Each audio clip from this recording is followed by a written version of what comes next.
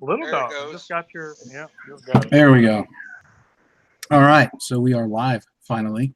Figured it out. Yeah. Let me bring it up so I can read the chat. Yeah, that's not fair. We can't read that. Well, bring it up on another device and share it too, Coach. Hit the share button. Well, I have to Show some love. Yeah, that's not fair. We can't read that. Well, bring it up on another device and share it too, Coach. Hit the share and mute it.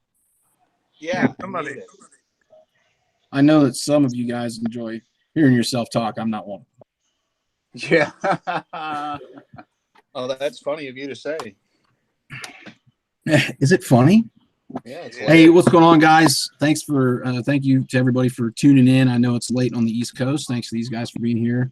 There should be some more people joining in during this feed, but this is basically in response to James' best video earlier and a few other videos where people were discussing what's going on in the industry as far as rates, capacity, volume, different things, contractor freight versus spot market, and how to adjust or how to make adjustments, things that you can do to help increase your revenue, and some things like that. So we got the coach on here. We got Big Yeti. We got Spectre. Yukon's on here. I am here. James Hensley should be back wherever the heck he is. And I sent the invite out to Jeffrey Like, Sammy from Make Sense, anybody that has been in the industry, dealt with spot market versus contracted freight, and wants to put your opinion out there, or anybody that wants to talk about what's going on in the industry. So, with that being said, here's what I want to know. What are you guys doing? Yeti, we'll start with you. What are you guys doing to survive, to make revenue better in the industry the way it is? Well, first of all, we've went back to basics and we broke down all our costs and are just kind of reaffirming what our costs are on each truck. Once we have that locked down, we kind of know where we need to start with negotiating and how low we can actually go in an area to negotiate our way back out. From that, it's just playing hardball with the brokers. We're having to really play hardball, and we're having to forge new relationships with people in order to make it survivable. Truck exec, welcome to the chit chat. And I think a lot of people are doing that. I think the guys that are really surviving in the market like this are having to make sure, redoing their cost per mile per se, and making sure they have everything accounted for down to the penny, that they know what their true cost per mile is. This time last year, everybody could say, well, as long as it's above $2, I'm good. No one really. I don't think a lot of people even pay attention to what their cost was last year because rates were so high. You couldn't really go wrong. And now it's to the point where I think guys are really looking back on that and saying, holy shit, I probably should have done a better job at figuring out my numbers, or whatever the case is. But in my opinion, guys that I'm seeing succeed or do better or close to as good as they were last year are guys that are adapting and that are going out of their comfort zone. Guys that didn't run the Northeast are going to the Northeast. Guys that didn't like to go out West are going out West. They're branching out and going into different areas.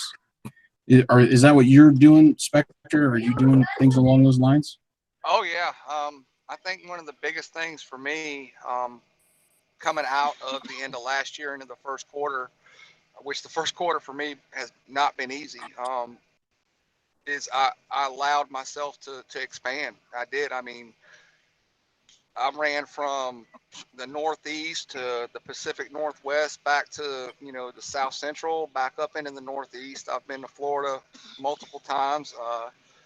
I've allowed myself to go where the hot lanes are. And what's actually benefited me from doing that is, different accesses to different data, consortiums like, Sonar, using DAT, paying really close attention to a lot of the trends, and it's allowed me to be pretty profitable and be successful coming into this quarter. Just like Yeti said too, is one of the biggest things that I had to do with me, my authority being active for a year as of April 7th, was I came into a insurance renewal. So the first thing that I actually had to do was I had to reevaluate my cost per mile, and I had to come back down and say, okay, boom, this is obviously has changed, and now this is what I got to do. This is what I got to go for. This is my bottom dollar, all the way down to include what I pay myself, what I pay my driver, and everything. And I've actually had to do that, I'd say at least twice a month, reevaluate it with the rise of fuel increase. But I haven't closed myself off to where I've been running. I've more or less been, like I kind of said before, and what I go by is I've allowed myself to be kind of like a river, like water. I'm changing, moving, but at the same time, it's allowed me to grow. Yeah, I think there's some guys that are watching or will watch this that can learn from that. Guys that have 1, 2, 3, 4, 5 trucks or whatever need to know, hey, reevaluate your situation more often than you used to. Put those numbers back to the paper and figure them out in shorter periods of time. Because you can't run a company off of last year's numbers. You can't. I mean, I know you get a lot of emails from guys asking questions. What do you think it is guys are more worried about now, or what are they asking you more about? Like, are they looking to trim the fat on their business? What are they looking for? So I would say 6 to 8 months ago, guys, the topic was cost per mile, trimming fat, things of that nature, right? Maybe probably closer to 8 months ago is when that was really heavy. I think over the past probably 2 months, the topic has been literally how do they survive, right? Because I think a lot waited too long to really make some of those changes. And that's pretty typical, and not just, trucking, but in a lot of different businesses, right? For that matter, personal finances as well. So a lot of the questions now are, how do I survive? And, it really evolves around this particular topic. I should have taken the opportunity to, many months ago to change some of that. And I think it really gets into, I'm surprised at how many guys are talking about getting into leases now. Seems like it just sort of flips, right? It seems like when pay starts to decrease for the company driver, they feel like they can do better as a lease operator or owner operator. When times are tough like this, when owner operators are really struggling, they're like, man, I'll just take the security of a company gig. So I find that to be really interesting. Coach, UConn, you guys have been around the industry for a while, and I know you got experience both as company guys, lease guys, owner operators. Coach, we'll start with you. What do you see as far as the trend here? Can guys expect it to get worse, better, stay the same? What are you seeing based on the history? Well, what I'm seeing in the emails and stuff like that is kind of like what Exec was getting, is people are in survival mode. People are hurting a lot of people went out and bought a bunch of brand new equipment. And that's just what it is. Some people are making it with that, and that's fine.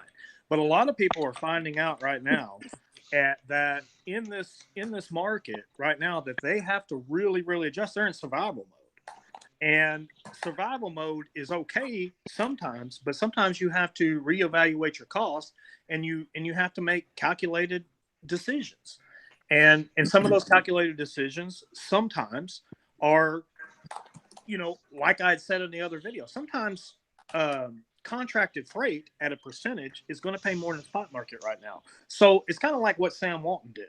Sam Walton went from Ben Franklin's to Walmart, but why did he do that? Because he thought that he could make a calculated risk and succeed. So a lot of people, there's nothing wrong with coming out of the spot market right now. There's nothing wrong with going to contracted freight. There's nothing wrong with doing any of that. You can always return, but if you go under, you can't ever come back, can you? I mean, unless you're able to finance new equipment and stuff like that. If you stay into something in survival mode for too long, you can lose everything you got. And there's some people on social media who have lost everything they had in the trucking industry, and was able to get back into it. But when you're in survival mode, you really have to self-evaluate, and you have to understand what you're in. And what can I do to adjust my cost? Okay, now I can't run freight for X amount of dollars anymore. my renewal just came in or whatever it was. I'm just using examples of things that's already been said. But my costs went up because of this, that, or fuel's up, and this, that, and the other. Now I can't accept no lower than X amount of dollars. Well, the problem is the spot market right now is commanding XYZ up here a little bit higher. Now, if you have your own authority, you know what you can pull for. The people that are having the most problem that I see is not people with their own authority. It's people who are leased on, and they're leased on, say they're getting 80 something percent or 70 something percent, whatever it is. They are having problem in the spot market right now because that rate is not 100% to them. Now they could run off of that rate, but they can't run off of it losing 20% of it. Yeah, they're on the hook for that 20%. Yeah, they're on the hook for it.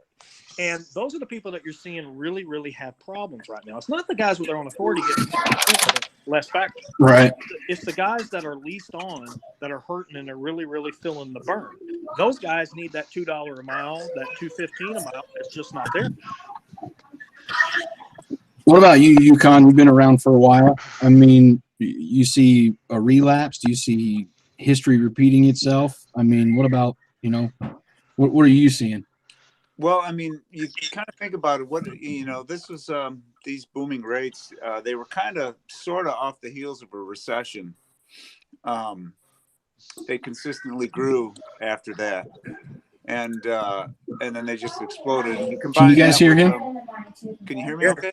Yeah, I can hear him. Yeah, I hear you fine. You combine that with there was renewed confidence in the economy during the election cycle, and it was almost like a gold rush. And all these people who have no business coming into the trucking industry on their own, all of a sudden just started, flooding it, including me. And there was just so much.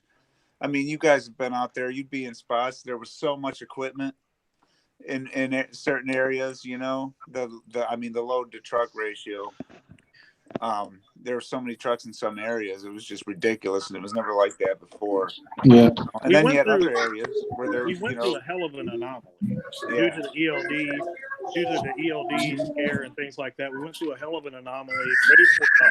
Now what we've done is we've seen the highest amount of new authorities on record ever by the FMCSA in a year's time flood the market. Now your capacity is through the roof, and now shippers are pushing the rates down to even the brokers at some point. The stuff is getting pushed down because of over capacity. Now, obviously, brokers are going to sell it to you for as cheap as you're going to run it. The problem is the shippers are now putting pressure on the brokers as well. And they now know they don't have that ELD problem anymore. They were able to get through that, where people thought that this was going to be the mass exodus. We were going to have loads stranded all over the place and things like that. You have trucking execs on here. He technically could count as a shipper, in a sense. What are you hearing about on that? Because for me, what I see is it feels like a lot of shippers are really putting a stranglehold on the brokers too, because when you go to the broker and you say, hey, I want X amount of dollars or whatever, and they say, well, this is all we got in it. And usually, in the past, that wasn't the case. They said, oh, I only got 1,400 in it. They really had $2,000 or 2,500, whatever it was. And you could push more on them. Now you do see loads going for bare minimum rates. And that's because that's what they're getting from the shipper. They're not cutting into their profit at all. I mean, what do you think? What do you think the shippers are up to? Well, I think what was interesting to me was, during the last, 18 months or so, or at least back when rates were extremely high, I guess the thing that shocked me was that I didn't see products that I was purchasing or grocery. I didn't see things in the store at the retail centers. I didn't see the price reflecting. Yeah, prices weren't going up. What we were seeing with transportation. I thought that was interesting. I kept expecting to see that, and I didn't. As far as shippers now, I mean, clearly, it's the tide has turned, and it's an opportunity for shippers to reduce some of their rates and try to take advantage of the capacity that's in the market. I think there's a couple of things that probably. One, I think that's one factor. I think the other factor is I still think you have a lot of guys that, as you kind of was mentioning, they're coming into the market. They're new. They don't understand lanes and rates and things of that nature. And I think there's probably more money to be received by the carrier that's out there. And I think the clearly the way to do that, is to go and to find some of those direct relationships. If you look at what Warren Buffett's always done, right? He's always bought stocks when they were sort of at their lowest, and he does that. Sometimes it comes at inopportune times, what most people might see if some bad event has happened, right, or whatever. He goes and takes advantage of that. I think when rates were insanely high over the past 12, 18 months, it represented a really good opportunity for carriers to go and build relationships with direct customers. And I don't know that many did that. Most wanted to go chase the money in the spot market, which makes complete sense, but it really is an opportunity to go build that relationship with that direct customer so that when times like this happen, you have a relationship. And granted, it might not be at, $230 or $250 or $280 a mile, but hey, you know what? $2 a mile looks really strong right now. And I think a lot of guys missed that opportunity. Yeah, I think Snorler just put a thing in the comments here. He said used trucks will be in abundance. I think a lot of guys don't realize that capacity right now is really outweighing volume in a big way. If you look at any area in the country, you will definitely see that there are more trucks in the area than there are loads. And last year, and the reason for that is because there was such a peak last year, in at least my opinion, there was such a peak last year. You had so many people getting into owning a truck or leasing a truck, whatever the case was, that were on the spot market because it was a so-called gold rush. I mean, is that the real reason here, or could the reason actually be that the economy is actually slowing down and that we could be heading into a recession? Oh, most definitely. I think it's a combination of everything. We just had a 3.2 GDP. Yeah, it's still pretty above, steady. It's still above Obama. Yeah, and that's what I was going to say. I mean, the GDP, as far as the stock market, the GDP was actually 3.2% last quarter, which is above average. It's a weird market. I mean, I wouldn't say that it's so much fell. It's the biggest thing is last year was just a complete anomaly, complete rarity. I never ever had seen the market do what it did last year. I mean, it shot through the roof, which did allow a lot of people to come in. And the biggest thing that we are seeing, just like, exec said, Yeti said, Coach, you said it. I mean, we all agree that capacity is definitely outweighing the volume right now. And it's going to go through an attrition. It has no choice but to go through an attrition.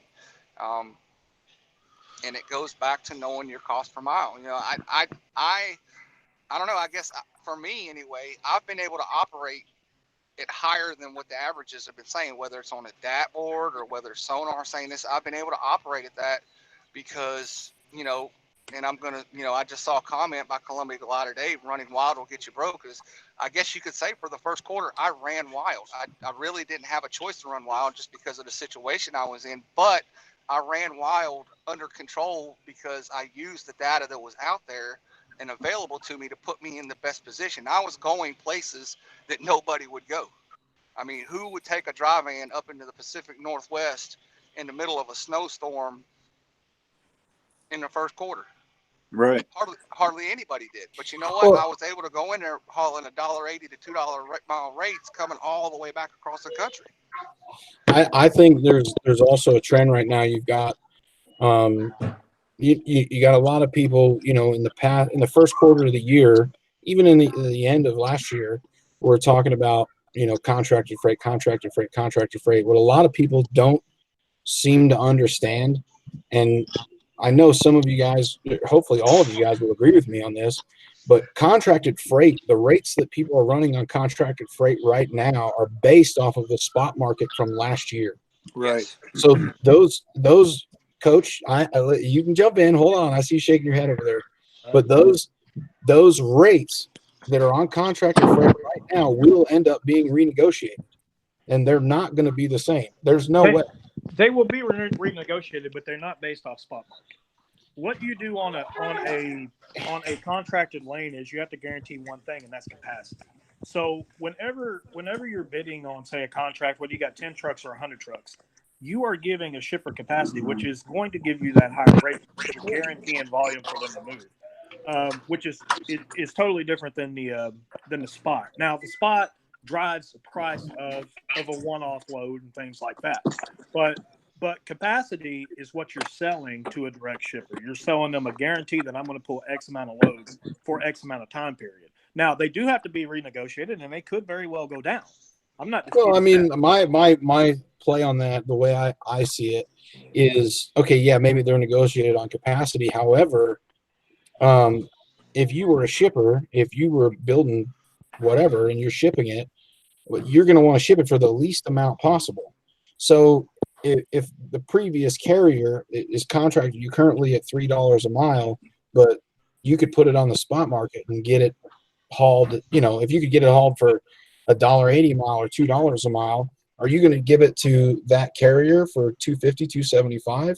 I would like to think not. You know, if I'm the manufacturer, a lot of them will, because they also get those trailers for storage. They got that drop and hook capacity where they're using those trailers as storage for, say, 15, 20, 30 days, stuff like that. And, you know, that putting it on the spot market for, say, like let's just say, for instance, Walmart, putting freight on the spot market doesn't guarantee it's going to get pulled. But having it under a contract does guarantee that it's going to get pulled, if that makes sense. Yeah, But I Jason, agree. I don't know that I agree with that. I don't know that I agree with that at all. I mean, I don't think it guarantees that it's going to get pulled at all. So I don't know that I agree with that. I don't think that's the case at all. I mean, whenever we've had direct customers, I mean, we get the load tender and we have the opportunity to accept or reject it. So I don't know that I totally agree with that.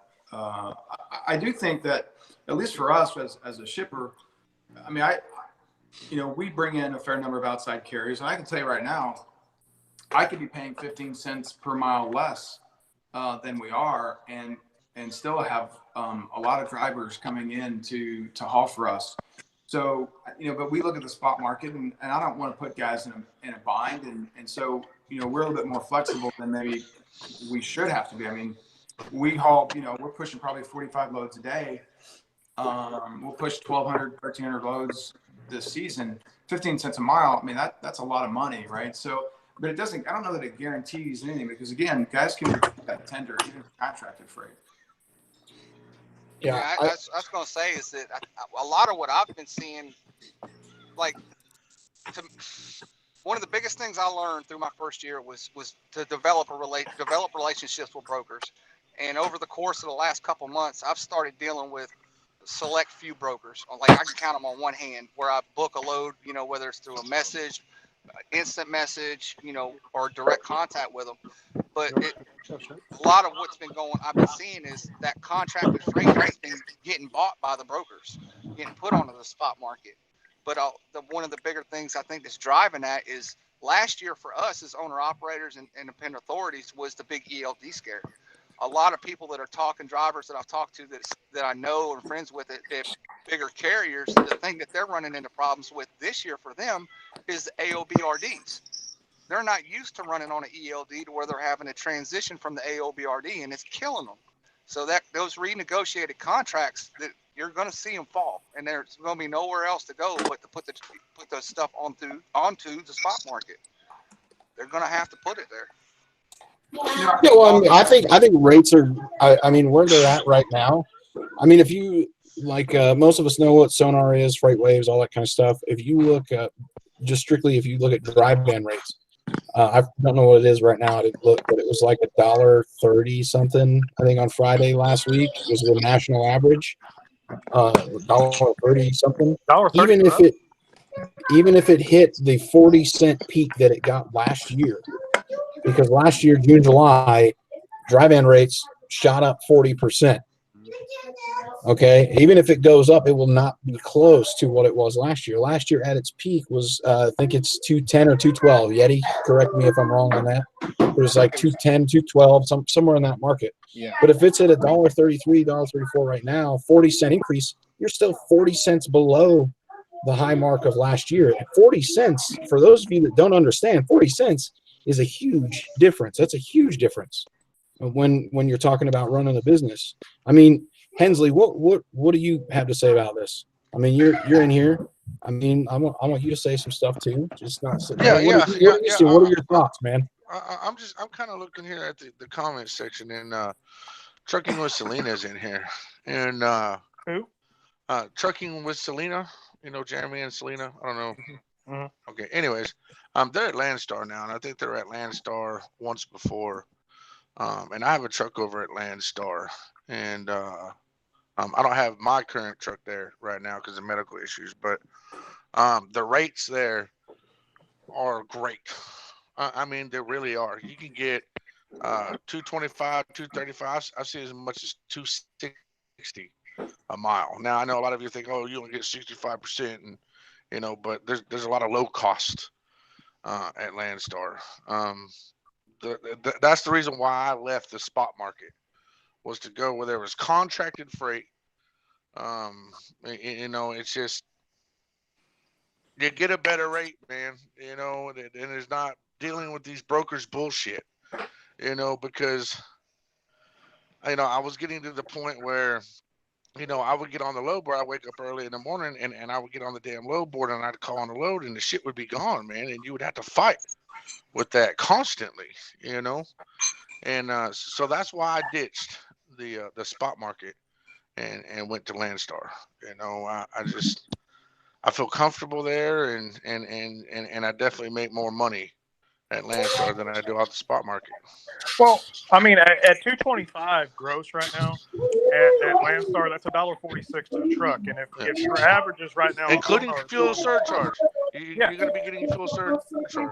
which will bring that up to about $1.55, $1.60. But you're doing better, in all honesty, than a guy on 80% at 180. You just are. Yeah, absolutely. And that's what I make more money at Landstar than what I was making at the spot market for sure. You know, when I left, what was that? You know, almost a month and a half, 2 months ago. You know, I mean, there's just better money there, man. You know, Well, the it Landstar just model. is.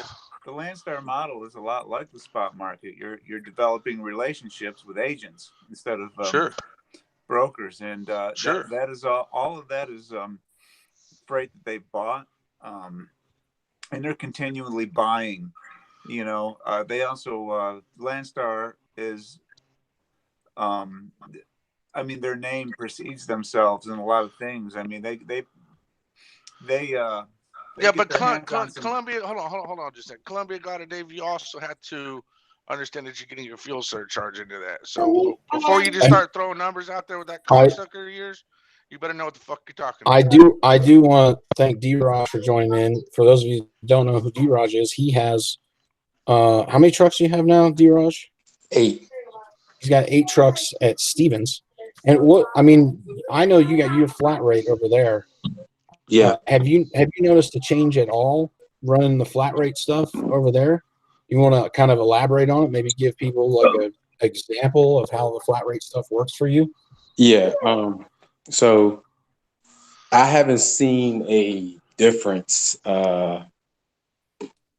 with you know, because actually in the 3 years that I've been with them, my rates are going up. You know, and again, it's not where you guys are with, you know, the $2 and all that. But you know, the slowdown, I don't see it, mainly because I have 2 people in each truck. You know, I got one that's teaming, and then I got the rest. Well, other than 2, I got 2 solo guys, but the other ones, they train. So, you know, I don't see a difference, and that's one of the reasons I started there, because I just saw that I can have the consistency, no real overhead other than, you know, the truck payment and fuel, and the insurance was cheap. So it's not, you know, like you said, they buy their freight, so they got a bunch of it. They broker out about 30% of their freight anyway.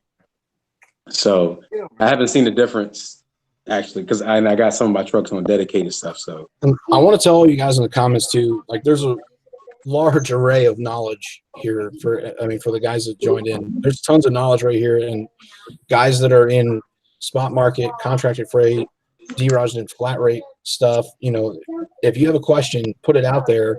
I'm sure these guys will argue over an answer. So maybe you'll get some real direction out of it.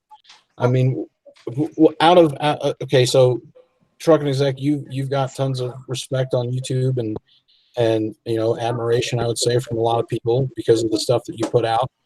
What would you say a guy with one truck getting 80% right now, what should his main focus be? You talking about from a rate perspective, or are you talking about just relative to the business? I mean, as far as overall is for his business. I mean, obviously you want him to get the highest rates possible, all that kind of stuff, but what should his main focus be for his business as a whole when it comes down to it? Honestly, I don't think the answer changes whether it's now when rates are low or a year and a half ago when they were insanely high. To me, it's still the same.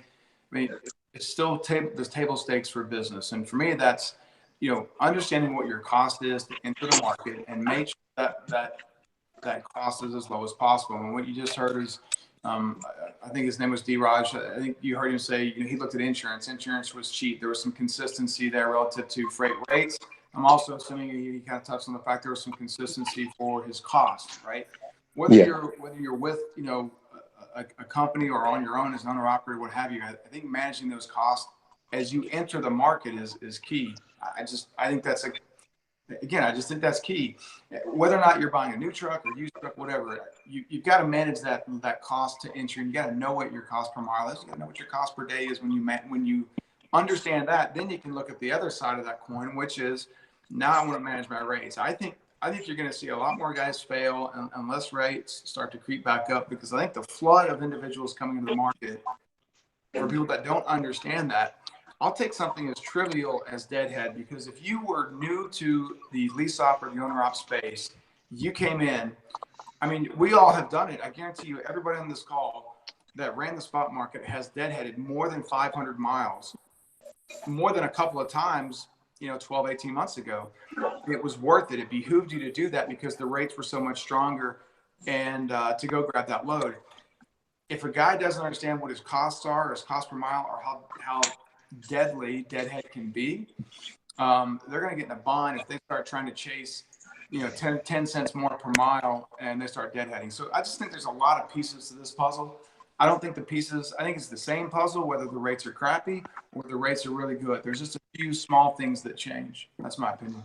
Well, I got a big question. I guess out of this panel here, I'd probably say I'm the most inexperienced out of all of us.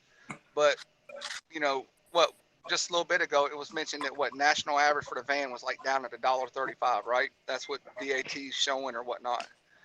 The question I have is if I've been able to maintain a 70 cent a mile average higher, okay, as a driver now, not as a company, not as Spartan Direct, but as a driver, what information is not getting out there, or what information are others not looking at that they can't do the same thing?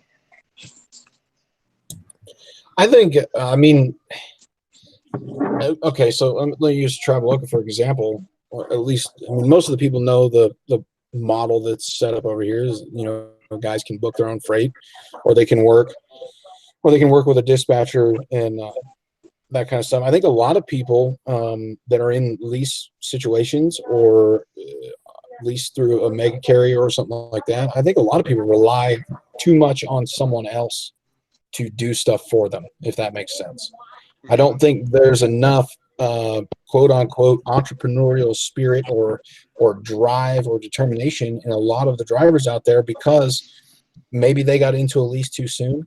Maybe they didn't have enough knowledge before they got into it about the way the market works. I think there's a lot of things in there where people are relying on others more than what they should, instead of being more self-sufficient, go out and do the research. No matter what part of the market you're playing, whether it's being a company driver, lease purchase guy, owner operator, whether you got multiple trucks on flat rate like D-Raj, multiple trucks on the spot market like numerous guys do. I think a lot of people are misinformed. They don't do the research. They don't look for the data. They don't look for the history. They're not prepared when things like this happen, because they're basically arrogant, because they got into the market at a high point and they loved spending that money. They loved going out and buying the fancy shit. And I think that's what I was kind of getting at. Like, and point I wanted to make mainly out of that was that when I first came in, the first thing I did was I called you. I called Yeti. I called, gosh, I don't know how many times I talked to exec on the phone. I talked to other business owners who knew, obviously had more experience, knew more than me, which, you know, I think you said it in a video earlier, it was in a comment that sometimes it's not necessarily what you know, but who you know and what they know, so you can absorb it and then you know it. And that's what I'm kind of getting. It's like it just baffles me how the national averages can be saying one thing, but yet me as an individual and a lot of others that I know are able to maintain far above that average. And I just don't know if it's a willingness to do what others don't want to do that creates that gap. I think that has a lot to do with it. I mean, Coach. I don't know. What do you other guys think? Spectre, Spectre's talking about he's willing to do things that other people are not willing to do. In other words, he's willing to take those fucked up lows to Las Vegas or those fucked up lows to Miami and shit. But you cannot tell me that you were getting fucking $2 a mile coming out of those places. How much you're not getting $2 a mile coming out of Miami? How much you want to bet? No. How much you want to bet? Dude, there's no way. You ain't getting even There's close. no way, man. You don't think so? Maybe like a little 200 fucking Hold mile on. run or something. Hold on. Let's not argue at once here. Raise your hand. I can take a load paying me $2.80 a mile all the way to Miami, come out 700 miles to Charlotte, North Carolina, paying $1 a mile, and I'm still averaging $2.20. $2.80 plus $1 is what? $2.80 a mile going into Miami. Yes, I don't even see it that good going to Miami anymore. I've done it three consecutive times. 3 consecutive times coming out of Springfield, Missouri. Come on. When was the last time you did it? When was the last time you did it? 2 weeks ago. At $2.80 a mile? Yes. I hauled a load to Miami for $3,900. It was a multi-stopper, 4 stops on it. I don't want everybody to end up in a you're not getting this, you're not getting multi-stop situation. Okay. The a point, multi-stopper. You know. In other words, it's going to take you longer to get that load done. It took me 2 days to get it done. The point of this video, but normally you could have ran that in 1 day, right? If it was just directly there. Okay, so it took you 2 days. Okay, so maybe I can believe that. But it took you 2 days. So I mean, when you start to average all that out, man, at the end of the week, you're not actually really doing any better. Sure it is, because I took the load in on a Thursday, was done with it by Friday evening, came back out over the weekend, and was ready to go in a better market by Monday morning, averaging over $2.20 a mile. Well, that was a little trick. That was a little trick that I learned from exec. I went in with a backhaul. I didn't wait till I got there. well, I think what they're saying is $2.80 and $1 only $3.80. That can't average $2.20. Like that's what they're trying to get at. But the video isn't about what you got and what you didn't get or anything. The video, what this is about is to get some people together to, I guess, one, talk about what you're doing to survive in this market when it comes to the spot market. 2, what do you see coming in the future?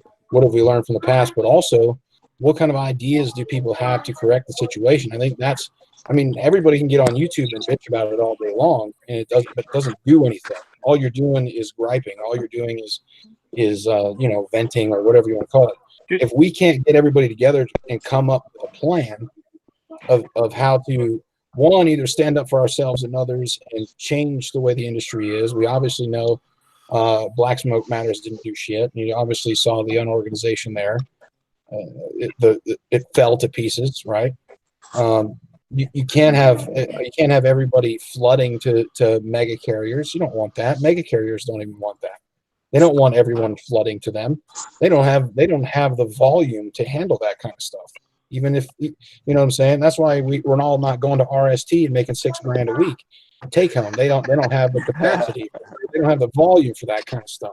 I want to see. Well, I look at it this way. So many people. Can you put that on the glass? So many people are, they're kind of bummed that their business isn't going the way they thought it would, so they're drinking more beer. which means I'm delivering more CO2, which at $12,000 a tank load. Will, Well, I'll be just fine. hey, Will, what is their percentage at RST? 80%. They're not Getting off topic here, fellas. They're getting 80 of 98 then, right? Or something like that? No, it's a whole complicated thing. That's where I started out, like doing the same kind of program when I first got in, and it gets way into it, but they're getting 100% of what RST gets, or 80% yes. of what RST gets. They get the broker already took their cut. No, it's off topic, but at the end of the day, they're getting 100% of 80%. Right. Actually, even less when you take out the RST. Well, this $6,000 net at 80%, was it put on a glass or was it just talked about? No, it was talked about. It was in the bag. It was in the bag. So it was an RVT. Hey, Exec, there's a question for you. I'd actually like to know the answer. Only the Lonely asked. Actually, he said, for Trucking Exec, I've always believed in constant cash flow, even if I don't profit. What is your view on that? Someone's hot pockets are gone. What was the question again? It was, I always have believed in constant cash flow, even if I don't profit. What is your view on that? So the short answer is I think that's dangerous. And I'll give you a quick analogy. So if you go to the casino, everybody knows I love casino analogies. That's sort of like going in and putting your money into the slot machine. Every pull you're gonna either win, break even, or lose. And so, if you're winning a little bit and you're losing a little bit, you can sort of get blinded by am I winning or am I losing, right? Because it's a small number, right? What is it? So I just think that it's a really dangerous game because in trucking, you can be losing money and it can bite you really, really big because let's be honest, right? We don't have a lot of profit within this space as a general rule of thumb. And so when you don't have the opportunity to have the big win, I think that when you start losing money, it's a really dangerous line. So starts a never-ending fun. When you're losing money in cash flow, it starts a never-ending fun.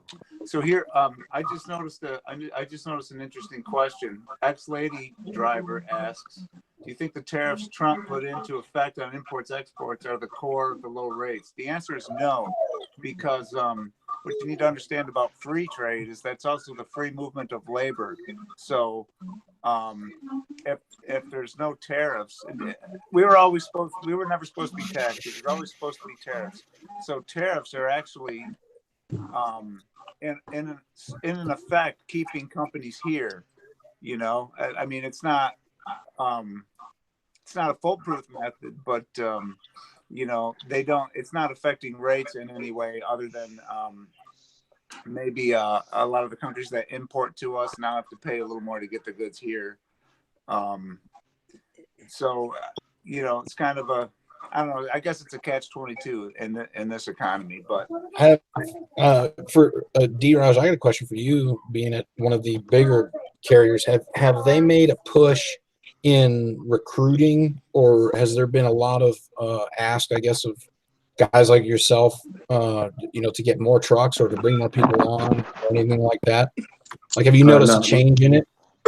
No, they still recruiting. They still, because I was in Dallas for 2 weeks, and I actually worked in the recruiting department with them for a while, and they were on it, trying to get people in, in orientation. There was no slowdown. Like I said, I just, because when people say the slow period and stuff like that, the 3 years I've been at Stevens, man, I haven't seen it, And again, the difference with me is I've been a trainer just about the whole time I've been there. So, and I'm one of the better drivers, I would say. And, so it's hard for me because I hear people talk about stuff, and with dealing with my own situation, I just never encountered it yet. Of course, I haven't stepped out on my own yet, which I will, in the future. But it's just, I just saw the safety net, the blanket of a mega carrier, And, so far, and there's been people at Stevens that said it is a slow period. I just haven't seen it yet. That's all.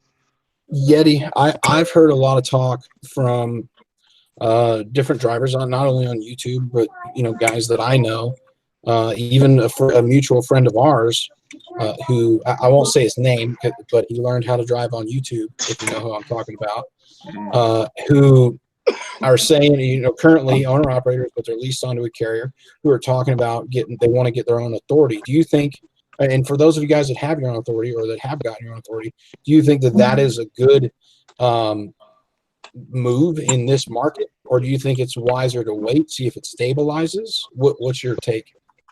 We had this conversation just the other day. Yes, we did actually. But personally, I believe that people thinking of getting into the spot market or anything else, they really need to be cautious. They really need to know what's going on before they even remotely start chasing that pipe dream. As far as getting your own authority, I think right now is not the time to do it. And to be honest with you, even if you do have something dedicated show up, let's say, for instance, you have someone that's growing flowers or something like that, something agricultural that's going to pay seasonally, you're going to have that dedicated freight through that season. Unless you have that actually locked down in a contract and you know how much you're going to get paid, it's still extremely risky because of the costs that are involved with the insurance and other things of that nature. And I just think it's not the right time personally. Yeah. And if I can kind of compound on that, it's not necessarily the startup cost that's going to get you. The biggest cost coming into it initially is the insurance cost.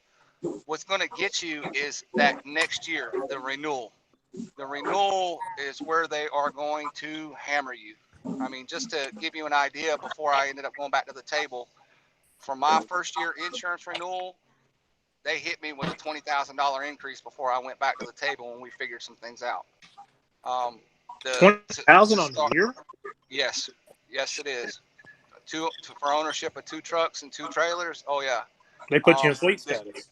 Yes, and what happened is with this year, the insurance companies basically across the nation created a 10% increase, and that's where going back to what Yeti said was do your homework. You got to be very, very cautious coming in with your own authority, trying to get your own authority at this point in time. It's not a game. Coming in might be easy, but that first year is going to hammer you. I want to say thanks to Sammy for joining in. Makes sense for you guys that don't know. Make sure all of you guys that are watching, if you're not already subscribed to these guys, you go subscribe to their channels so that you can get information. I mean, it shouldn't take it's nice to have everybody in one spot, but everybody uploads videos about different content, different things all different times. But Sammy, what do you think? Do you think this is the time of year for someone to get their own authority? And then after you answer, Exec, maybe you want to chime in on this too.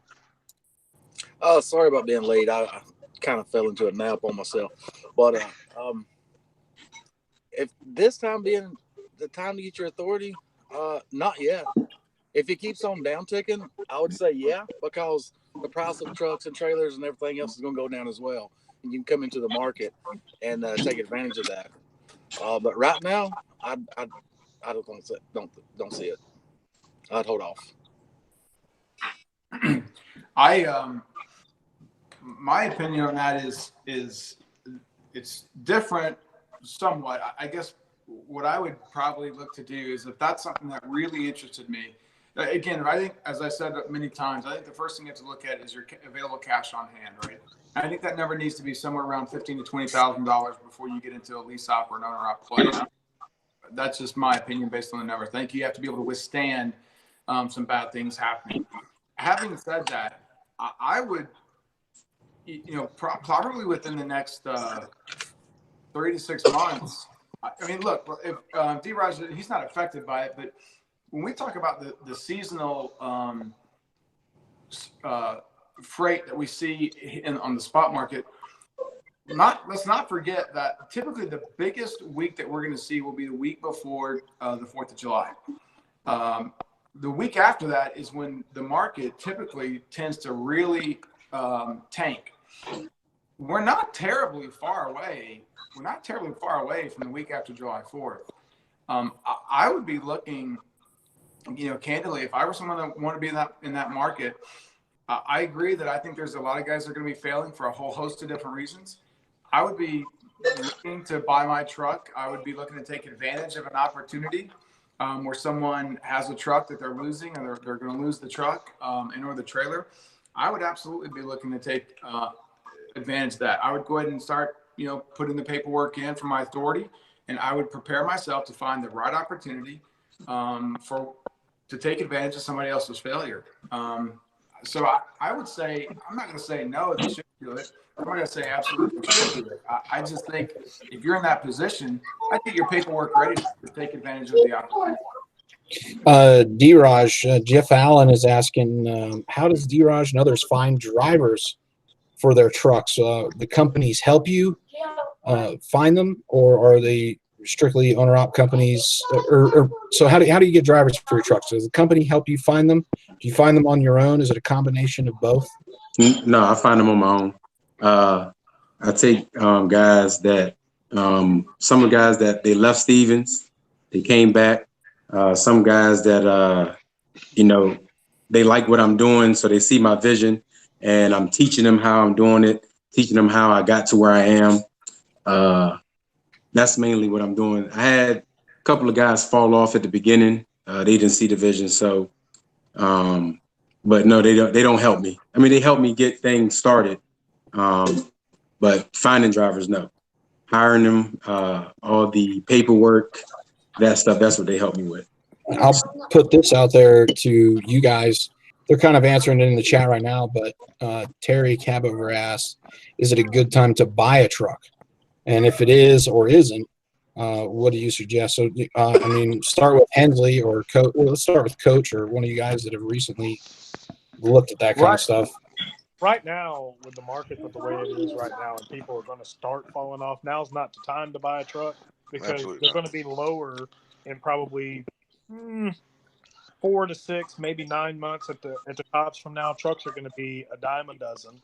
Yeah, you might want to look We're at going to be able to buy these trucks at a lower price later. So no, I wouldn't buy a truck today.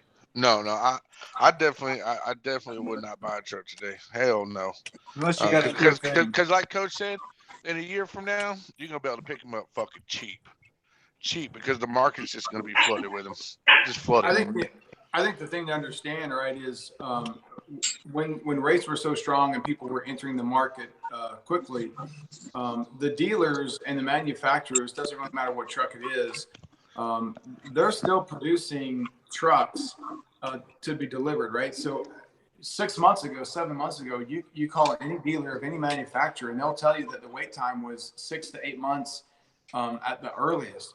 Those price points were still locked in. Those trucks were still sold. Now, some of those trucks may be falling off. The carriers might be saying, hey, I want to back out, take my non-refundable deposit of $2,500 or $5,000, keep it. You'll see some of that, but as a general rule of thumb, I think a lot of carriers that aren't just kind of small, 10 shops, 10 trucks and under kind of shops, they're still growing their fleet. Again, I would say wait another 6 or 8 months, wait for the market continue to drop, and unfortunately, guys are going to continue to fail, and that's when you want to take advantage of that opportunity. Do you think, Scott? For example, you guys, Belfour, will you be looking at maybe purchasing trucks at that time for your company, like to grow your fleet because there's going to be so many used trucks on the market?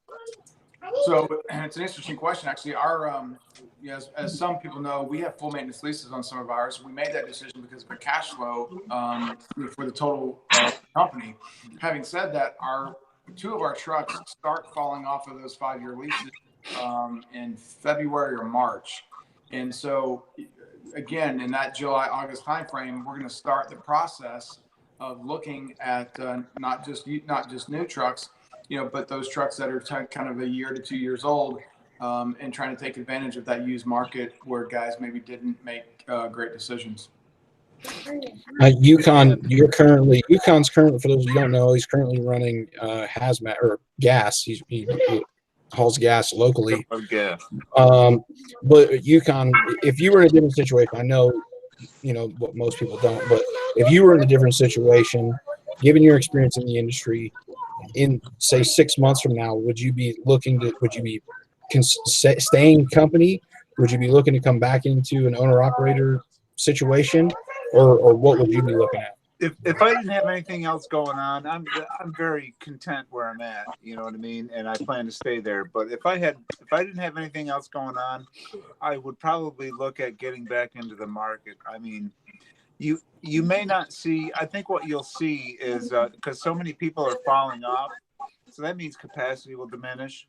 You may not see higher rates per se, but you'll see you'll definitely have a more competitive edge when it comes to negotiating, if that makes sense. Just because so many guys are going to start falling out of the market. I mean, that the amount of freight, if the economy keeps going, the amount of freight is just going to increase. I mean, so I really think that you'd be able to get some cheap equipment, and you may be able to do a little better rate wise. What about you guys, Yeti? Are you going to be looking to add trucks to the fleet as during that time? We'll probably look at it. We just have to evaluate it then. But I did want to add, because we were talking about the purchasing of trucks and stuff right now. Having just recently purchased a truck, I can honestly tell you that right now the banks are being extremely stringent and very picky on what they want to see from their potential creditees, so to speak, or people buying equipment. D-Raj, is Stevens limiting you from adding trucks? Are you looking to add more, or what's it like in your situation? Stevens said I can add as many trucks as I want. I can bring on as many drivers as I want, and they like what I'm doing. It's like to tell you the truth, it's at least 10 people at Stevens doing what they're not doing the lease. They're not leasing trucks, but they have fleets under Stevens. And there's a guy that's been there for over 20 some years. And I mean, he's doing well. It's another guy, he has all his trucks paid for, they're cashed out, and he trains in them. And they encourage to bring on more drivers. So yeah, it's they want more. That's what they're telling me. Hey, I got a question for D-Raj. So, I think really in any business, but specifically now when we're struggling in a market such as this, it really comes down to your competitive advantage and what you know, and those types of things. What are you doing aside from the recipe within Stevens, right? Take kind of sort of the Stevens picture out of it. But what are you personally doing for you and your drivers to enable that success? Well, looking into other things, it's you guys are kind of crushing my dreams, because I was going to buy a truck next month. Actually, like 2 of them. So I'm trying to see what I'm gonna do, but just knowing that some of my guys, they're not going to want to train forever. They may want to go do something, flatbed. They may want to do heavy haul or car hauling or something, or the oil. I got one guy that wants to do the oil field. So, just learning more stuff. That's kind of why I started what I did. Have those trucks, so I can come home, read up on stuff, do more research on the trucking industry to figure out where's the best place to move to next. So that's basically what I'm doing. So just a follow-up question to that, as we've hired, I don't know how many drivers we've hired and what have you over the years, but in my opinion, usually within, I'll say almost 100% of the time, I can tell whether or not I want to keep that driver long-term within the first month of their employment. Right. What's your opinion? What are the top 3 things that you look for when you say, hey, this driver has what it takes? What are the skills or the mindset? What top 3 things is it to be successful? Because that's what we're talking about, right? Is how do we be successful in the market? Right. Well, I like positive, open-minded guys. Before I let anybody drive for me, I like to sit down with them and I get personal. I ask them about their personal bills, We sit down, we do a plan on how they're going to manage their money, where they're going to put this money here, where they're going to invest, and what kind of money they're going to hold on to, when they go home and stuff like that.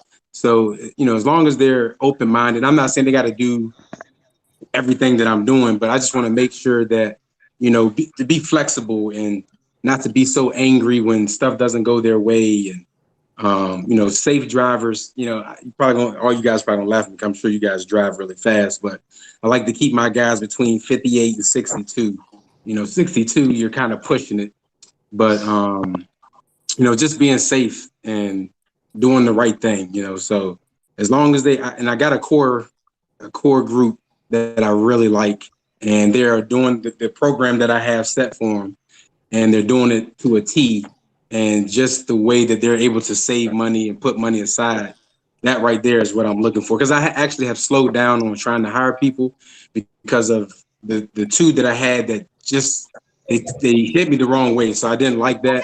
And I want to make sure that I'm not just hiring people just to be adding on trucks. I want to hire on quality people. So, like I said, as long as they're okay with me talking about their personal stuff, if they don't, that's fine. I don't want them to drive for me because I want to make sure that you're not coming to me saying that you're not making enough money when it's not that you're not making enough money, is that you're spending too much money on stupid stuff. Being irresponsible, yeah. Yeah, that's what because that's a lot of things. Because again, me starting at Stevens, when I went out there, I knew that it was going to be like this. It wasn't going to be consistent.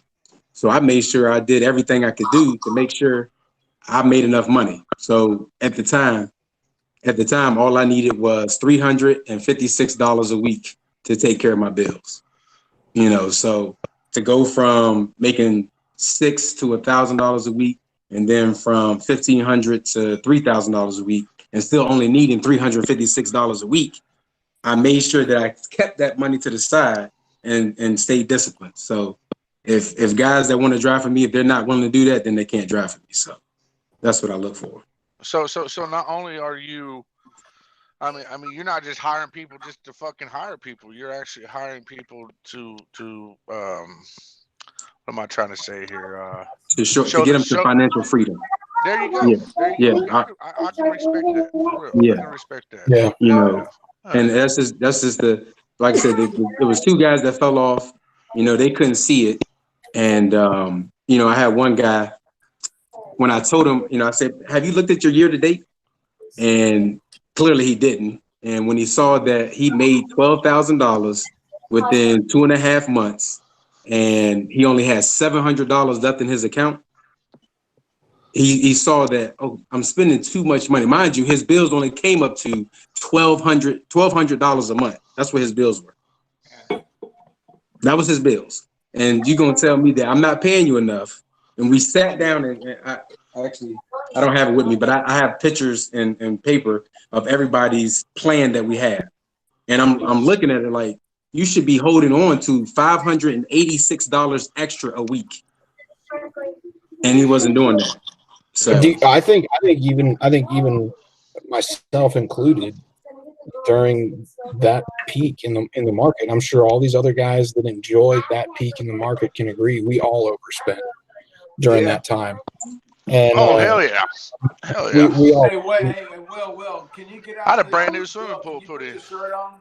Will, can you pull out the shirt that says "fuck MPGs"? I still have that shirt, and listen, fuck your MPGs is still a qualified and legit motto.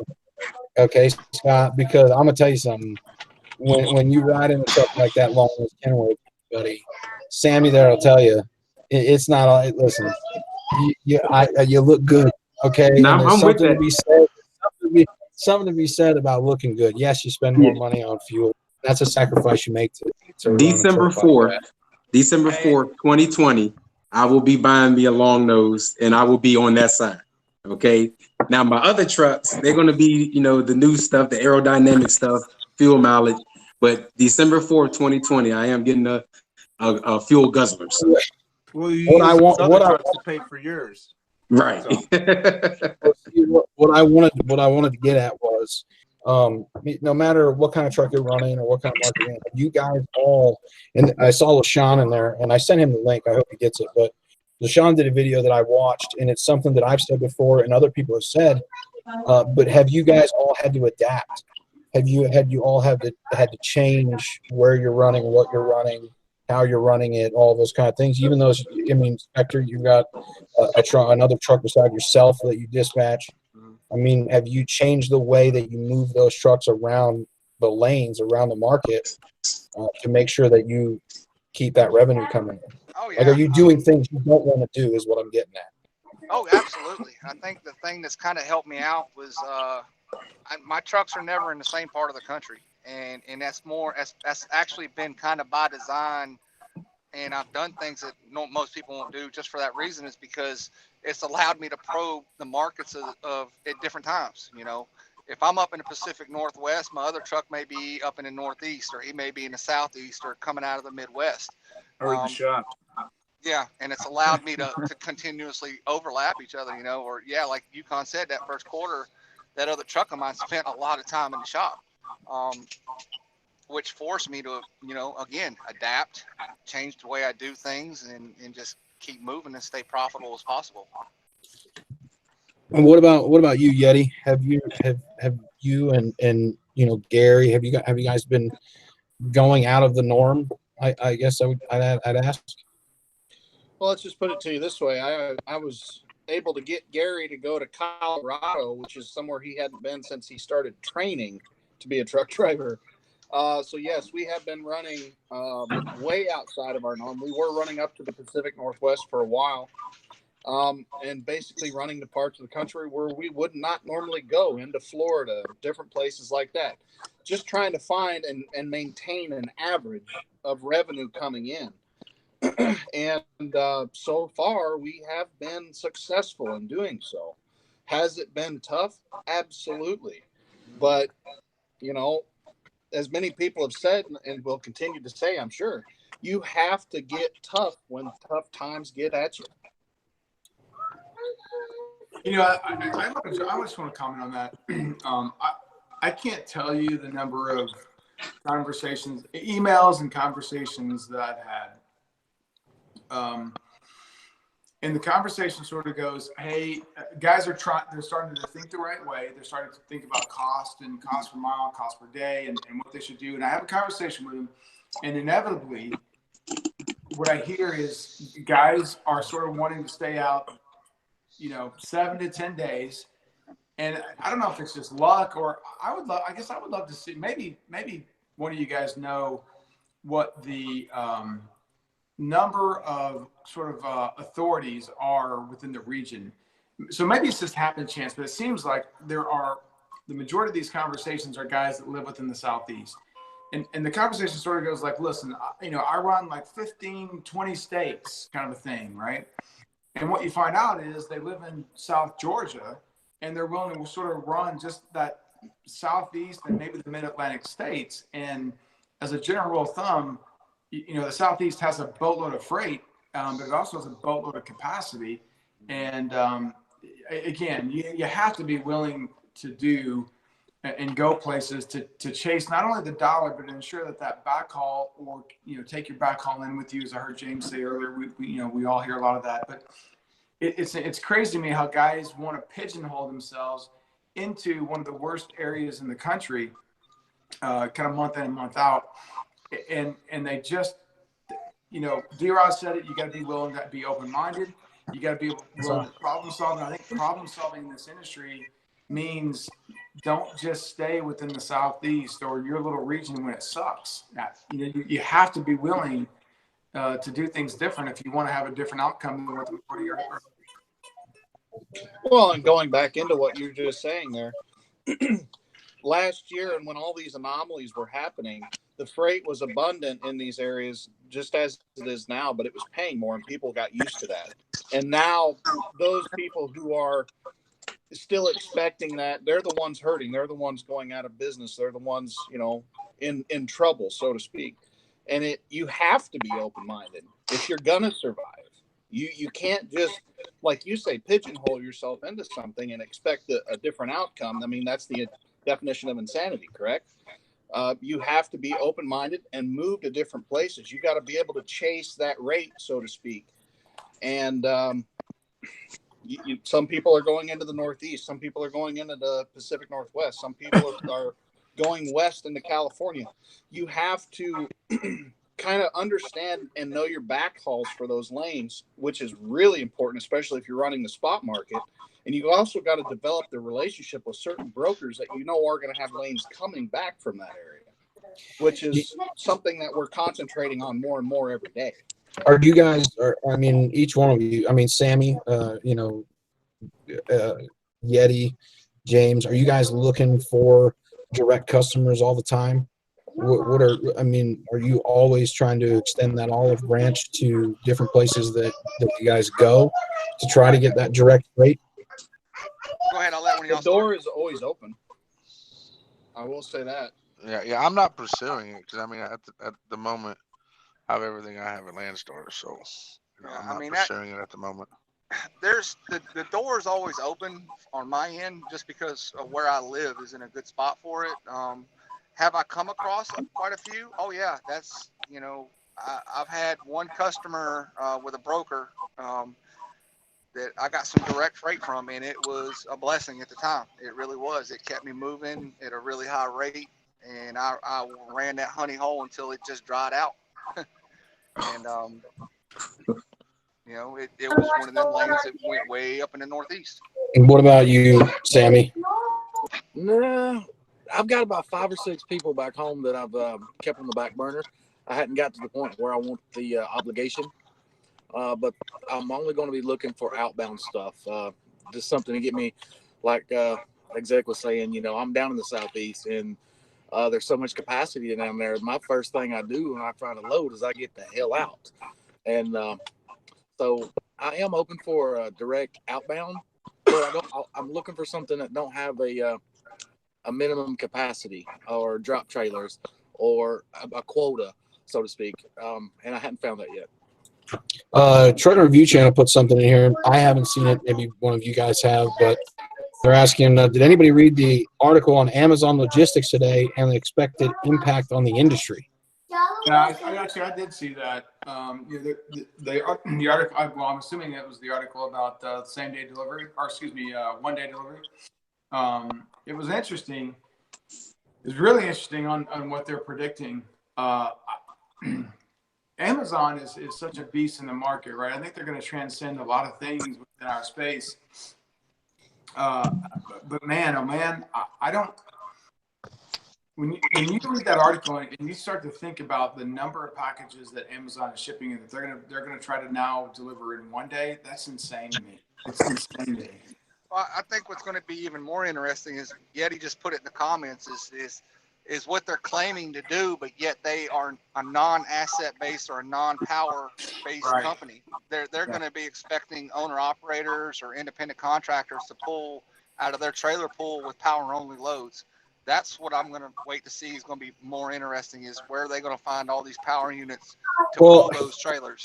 I think they're going to have to get into power units, right? I mean, we've all seen the Amazon Prime trailers, and I don't know if Yeti remembers, but probably 3 years ago, they were starting to bring in trailers upon trailers into Knight's Phoenix yard and storing them there. I mean, they had 53 footers. They had pup trailers in there. Amazon has been planning this and getting it together for a very long time. I think it's going to be a bad thing for at least for owner operators for 1-2 truck operation situations, especially if they get into power units, right? They're looking at going into autonomy too. Amazon's looking pretty deep into autonomy. Into what? Into autonomous trucks.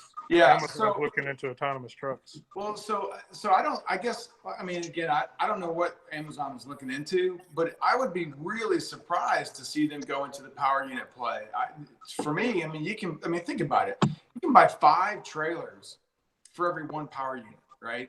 So I would be really shocked if they went into the power unit play. To me, and because think about it, transportation, long haul, OTR trucking, like true OTR trucking, is not an attractive job anymore. I mean, it's just not. Nobody wants to be away from their wife and kids or husband and kids for 3, 4, 5, 6 weeks at a time or longer.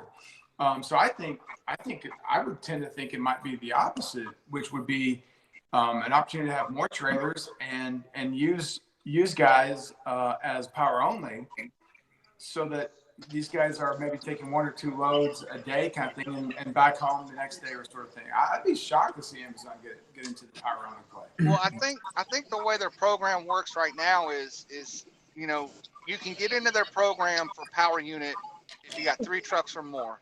You take a load out, you're loaded out wherever the destination may be, but then your backhaul is empty. That's what I'm saying. This is going to be interesting with the increase of what they're trying to do. I'm interested to see how I it's just going to want shake out. to put some people up to speed here. First, Midnight Rider was asking, what are power units? Power units are the truck portion of the combination. So the truck itself is referred to as a power unit. Just so you know, that's what we're talking about. Amazon is also using third party as well, because there's a company here, a logistics company, that is hauling their own doubles, their own double trailers from the New York state line in Pennsylvania. They are picking up, because that's where the cutoff is.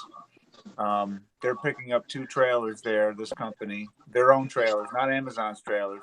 They're taking them all the way to Massachusetts, where there's a big Amazon distribution center, and they're running them in there. There's like 3 or 4 guys a day doing that. I want to I just acknowledge, thanks to LaShawn for joining in. And I also want to say, I commented on it earlier, but your video you did the other day about people adapting, adjusting themselves, doing different things, you know, not staying in their little comfort zone and getting out of it. I really like that, because that was something that a lot of people have been talking about before. And it was great to see you put that out there too. What do you think, LaShawn, Amazon is going to, what their impact on the market is going to be? Because they're reporting, at least someone in this comment says that Amazon's reporting they're going to be able to cut rates by 30%. Right. Yeah. That's right. I think that's what the article said. My thoughts on Amazon cutting rates by 30%. I think that sucks. I think that's pretty crappy of them to do. Yeah, I mean, there's no other way to sum it up. That's pretty, other than pretty shitty. What, I mean, if you had, because some of these people, if you guys don't know, LaShawn, it has multiple trucks that he runs also. If you could tell somebody that's been in this just since the peak of last year, so, you know, June, July last year, when everybody was loving it, we were all spending money like it was going out of style. Someone that got in the market at that time and is struggling right now, if you could give them one piece of advice that they would adhere to, what would that be? Well, where the market was at last year was phenomenal. It was great. You know, a lot of guys jumped in, and it's the reason why the spot market is where it's at right now, at a struggle, because the capacity is so damn high. And as far as truck to load ratio is down, and especially in drive-in, you know, it's taking a swindling dive. I think the last time I checked, new reports have come out for drive-in. National average on DAT's reports will come out on Tuesday. But last Tuesday, I think right now for the month of April, it's sitting at $1.83 national average. This time last year, it was at like $2.13. You know what I mean? $2.25. So, you know, it's down significantly. You know, we're talking about 40, 35, 40 cent drop. Is it showing that it's going to get any better? And for me, listening to you guys and what Truck and Exec was saying is, you know, it's almost, you know, this is the time when drive-in is supposed to be at its peak and it's dropping. And it's not too long before, right after 4th of July, you know, you get that holiday rush that it's supposed to drop again. But we're not seeing an increase happen. We're just steadily seeing a decrease. And that's tragic. It's tragic. So I don't see where it's going to get any better as far as that goes. I was on the spot market for 90 days with my 5 trucks that I had on there. Most of my trucks ran team operation for the most part, but I did have some solos, which I'm dropping a video on Wednesday. I lost $55,000 in 90 days on spot market with 5 trucks out of my pocket, like lost money. It's not, you know, how people will inflate numbers. I'm talking about $55,000 out of my bank account to keep the fleet, to keep my business going without having to tumble. Why Why did I lose it? Why? Yeah. Just because I was in drive-in, I was doing drive-in with my trucks, and I had teams. And on the spot market, just that shitty, huh? rates are that bad. And when you have, like I've explained this in the live feed I did, that it's already hard enough on the spot market for a solo truck to try to negotiate to get a high rate. But you're talking about a team trying to get team rates. They're not even trying to give a solo truck a good rate. So trying to get teams a fucking good rate, excuse my language, on the spot market, it's a dead market for a team. So, and I'm pretty sure a lot of teams that are in here, that are in this live feed that is watching, can attest to that. I know Trucking with Selena, they're a team. They can attest that it's rough for a team to be on the spot market. And I've always stuck by the notion where spot market to me is more so for a solo truck operation. If you're a team, you're trying to make it on the spot market, it's not the place for you. And I spoke with Trucking Exec about this. Probably me and Exec spoke almost about a year about this, where I was asking him a better way. What does he think is a better way for team? And, he's like, basically to do the contract freight would probably be the better thing to do. And he didn't lie about that. He was right. And I lost $55,000 to that tune. Hey, you know what? Hey, listen, I'll just say this. And I haven't, on my first channel, I said this often. I don't know that I don't put out a lot of content. I mean, it's really hit or miss now. But what I said is, we as a company, right? So we grow and ship our own freight. We did that about 7.5 months out of the year. Those other 4 months out of the year, you're right. We've got vacation and what have you. But those other 4 months of the year, we run spot market.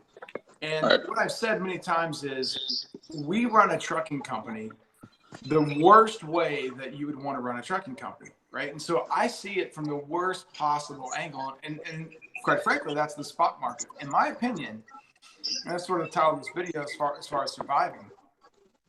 There's two key things that I would look at if I were going to be an owner, operator, lease operator.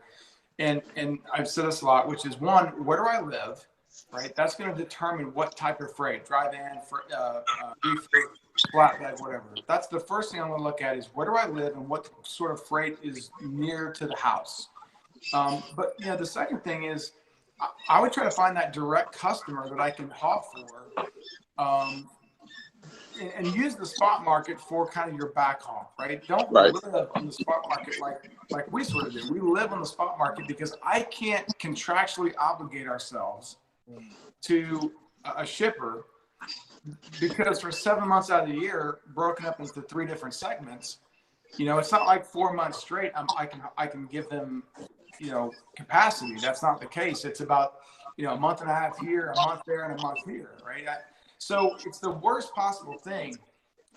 Last year was the anomaly, as we all know. You could run the spot market and you could make money hand over fist, but the spot market, I would say, man, use it for what it is, which is a very convenient backhaul service. And you can get onto any of the load boards for a couple $100 a month, and that sort of thing. But I'm telling you, if I was an operator, man, I would be knocking on the doors of every shipper within 50 miles of the house.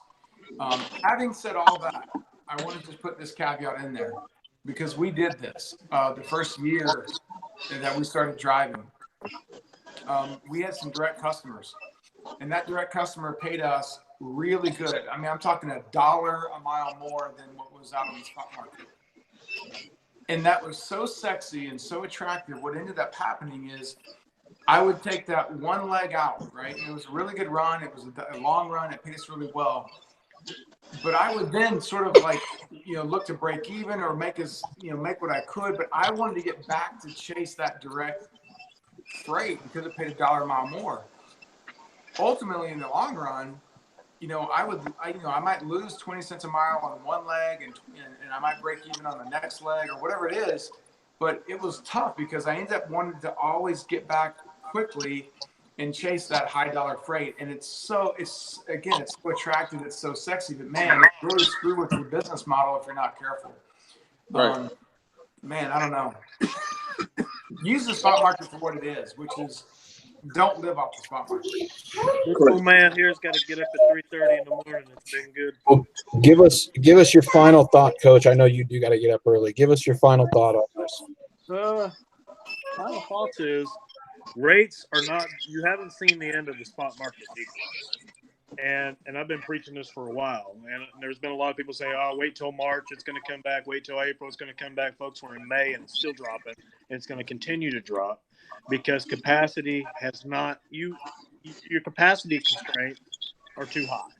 And with that being said, rates are going to continue to drop, and there's going to be a lot of failures, and there's going to be a lot of folks that have to close their doors and they have to fold up.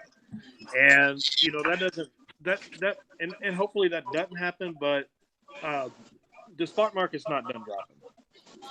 It's not done by a long shot, and I wouldn't be surprised if the national average don't hit the mid 170s, 170, something like that. On DAT, I don't know much about this other sonar thing, but on DAT, I wouldn't be surprised if you see 170. And the other thing that really impacts this, right, is it's not just that, right? If you look at the cost of fuel, I mean, I know in Arizona, the cost of fuel is freaking pricey, right? I mean, you sort of have two things working together. You get spot market rates decreasing, you got fuel.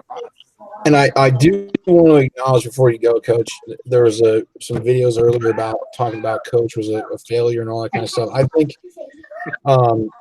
and I know Hensley had a video about it. So if you guys want to talk about that for just a quick second. Listen. Let me. I want to hold on. I want to have you back for a hot second. Give me a minute, all right? All right. I want to say that I think what you did was commendable in a way that you saw something you knew you needed to do to make sure you were still making money, and that you could do it knowingly and even get back into the market if you wanted to because you have a paid-for truck and trailer. Yeah. There's a clear difference versus somebody that has something financed or whatever doing what you did versus your situation. Yeah, I can survive this better than anybody can. There's nothing about these rates that have made me do whatever. Listen, what you have to do in business is make calculated risk decisions. You have to make calculated decisions, and what you have to look at. Let's just say you're an owner operator with $15,000 in the bank, maybe 20. If your cost per mile is XYZ and rates are PDQ, and you're getting a percentage of that, okay? Because people seem to think that since I said 80%, I targeted one company. There is tons of companies that pay 80%. But if you're making 80% of that terrible rate, it stinks worse. And you're going to see a lot of folks that aren't going to be able to make it in this. What you have to do at this point, in the title of my video, which they switched the narrative to support their little thing. What that video said was, don't let anyone tell you that you can't do something as far as business goes. Do business on your terms. Meaning, if you think that you can make it on a spot market, by God, make it on a spot market and do it to it. But if you seem to think that you may have to dip into that $15,000 or $20,000 nest egg in order to make your business float, you need to think about that, because that is your float to keep your livelihood alive. There are a lot of people right now. I get emails every day. There are a lot of people right now dipping into that truck money because they get 80% of a shitty rate. And you look at 170, that's 126 to the truck. Let's just be honest, 126 to the truck. It's not good. If you're getting 100% of the 170, can you make it better? Sure. But 126 to the truck sucks.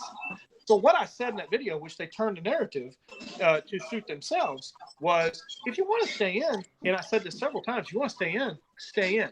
But sometimes you need to make calculated business decisions in order to be able to survive a downturn. You have to survive. You have to have your own way of surviving. And you can always come back. Just because you decide the spot market is not for you right now doesn't mean you can't ever come back, because you can always return to this. Right. I've got a paid-for truck sitting out here in this driveway, and people are saying, well, he failed. How do you fail with paid-for equipment and money in the bank? You don't. I know it's sitting in your driveway because SoCal's got a picture of it.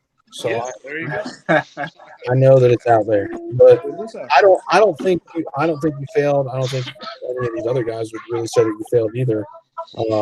But I appreciate you tuning in or appreciate you joining in on this. I know you got to go to bed and stuff. Yeah, I gotta go do my local thing. But what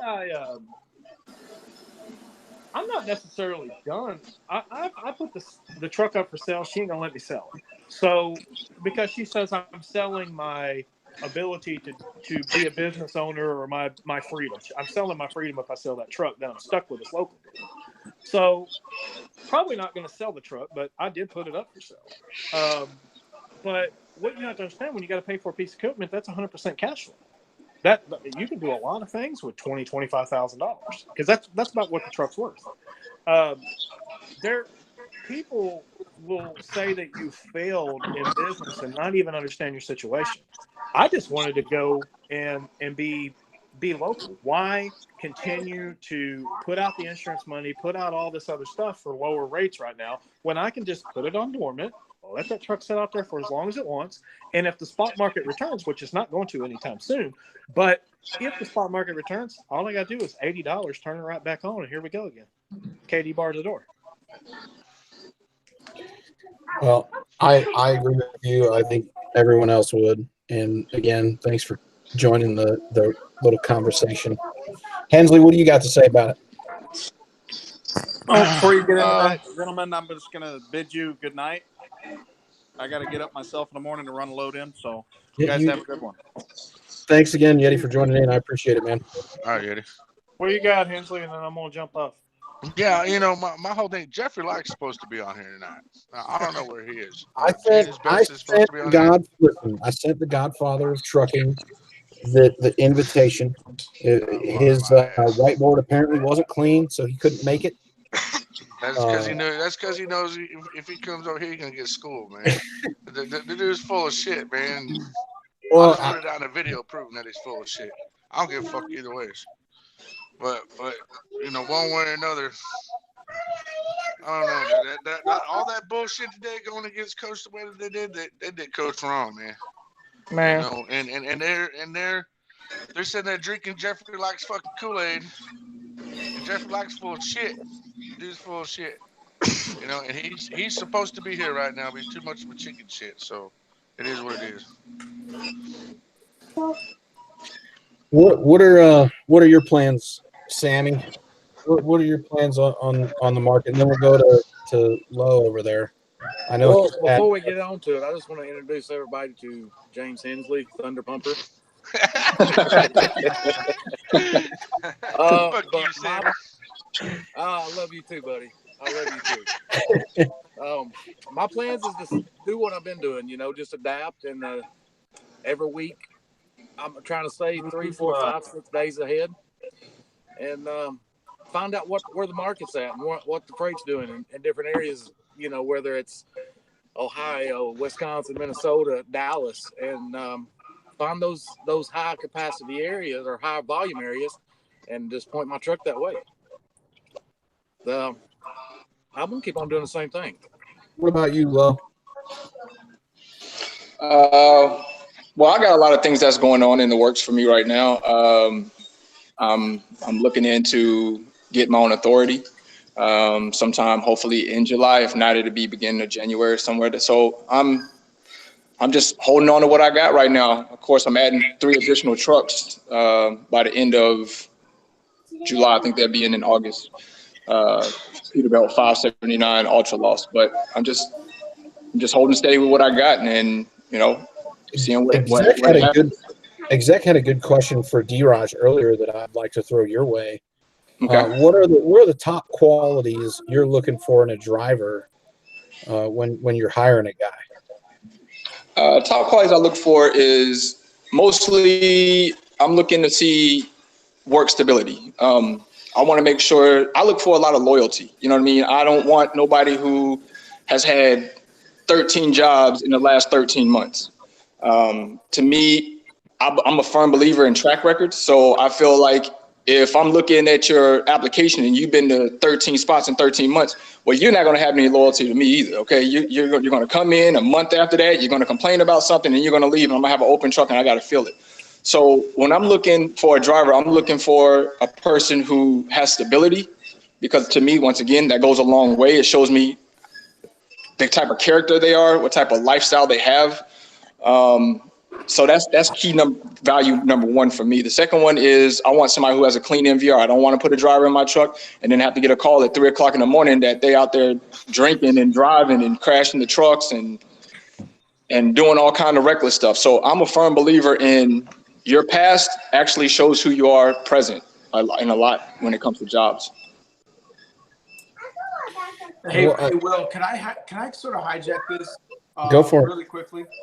And I want to hijack it just for what sort of the question that you asked, but the answer that Lo gave, which was, for me, the most important asset that I have. I mean, I sort of feel like clean, MVR and that sort of stuff is sort of a given, but for me, it's the ability to problem solve. And I think that's sort of, that goes across the board of safe driving to being in a tough spot, or as D-Raj mentioned earlier, someone that sort of can just remain calm in very uncomfortable, heated situations, that sort of thing.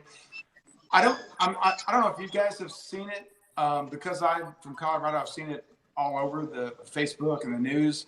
Did you guys see the young man that was coming down I-70 off of the Eisenhower Tunnel in the Golden, and then what did he kill? 4 people? So I'm just curious. I've taken that road 1,000 times, and I know where that off ramp is, or excuse me, the truck ramp is. How would you guys have handled that? I'm just curious. As a guy pulling 80,000 pounds, again, I've taken that road 100 times in the RV pulling 50,000 pounds. I've seen that truck ramp, and I've always thought and problem solved ahead, man, if something ever goes bad, I would hate to take that truck ramp because it looks like you're going to go off the side of the mountain. How would you guys have handled that if you saw the video? I didn't see it. You didn't see it? Yeah. I didn't see the video. God, Yeah, I saw that video. I actually seen the 2 videos. I seen the one where one of the truck drivers was recording it, but while he was coming down the hill, where he passed up 2 of the where you can drive your truck off into the sandbox. He passed both of those up. And then I seen the video where the guy was streaming the live feed and the truck went by him at like 85 miles an hour. And he was talking about anxiety. It was so funny because he was talking about anxiety, and then the truck blows by him. He's like, whoa! I was like, well, there goes his anxiety out the window. But I've been down that hill several times on the I-70 coming down through Colorado, and I've seen a lot of trucks where they're smoking their brakes coming in there, and it never seems to fail that same area where he was crashed or where he crashed at.